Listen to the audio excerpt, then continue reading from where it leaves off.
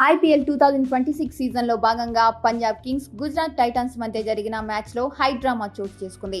Batting చేయడానికి గ్రీజులోకి వచ్చిన Gujarat Titans allrounder Rahul తెవాటియాను అంపైర్లు అడ్డుకున్నారు. సాధారణంగా మైదానంలోకి వచ్చే ముందు ఫోర్త్ అంపైర్ బ్యాటర్ల బ్యాట్లను పరీక్షిస్తాడు. కానీ ఈ మ్యాచ్లో ఏమైందో ఏమో కానీ మైదానంలోకి వచ్చిన తర్వాత రాహుల్ తెవాటియా బ్యాట్ను పరీక్షించారు.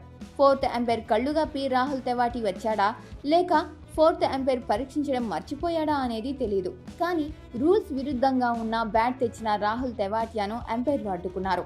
ఇందుకు సంబంధించిన వీడియోను అధికారిక broadcaster star sports social media వేదికగా పంచుకోగా నెట్టింట వైరల్గా మారింది.